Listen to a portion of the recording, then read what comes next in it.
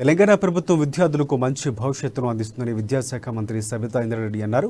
బేగంపేట మహిళా ప్రభుత్వ డిగ్రీ కళాశాలలో విద్యార్థుల ప్రతిభ అద్భుతంగా ఉందని ప్రశంసించారు. ఆమె డిగ్రీ కళాశాల 52వ వార్షికోత్సవానికి ముఖ్య అతిథిగా మంత్రి హాజరయ్యారు.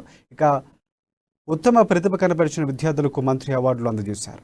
తెలంగాణ ప్రభుత్వం విద్యార్థులకు అన్ని రకాల వసతులు సదుపాయాలు కల్పిస్తూ సాంకేతిక పరిజ్ఞానంతో కూడిన విద్యను అందిస్తుందని తెలిపారు.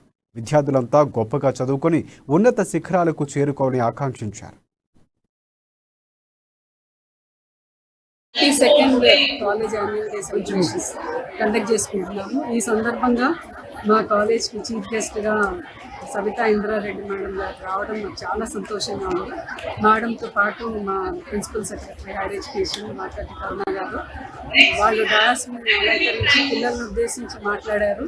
చాలా స్ఫూర్తిగా ఒక రోల్ మోడల్ లాగా ఉంటుంది వీళ్ళిద్దరు విమెన్ని మా కాలేజ్ చూసినట్లయితే. బేగంపేట మెన్స్ కాలేజ్ 1971లో ప్రారంభించారండి. ఇప్పుడు అలా ఎదుగుతూ దించాయి అన్నట్టుగా ప్రస్తుతం 4000 మంది ఆడపిల్లలకి ఇది 65 కోర్సుల్లో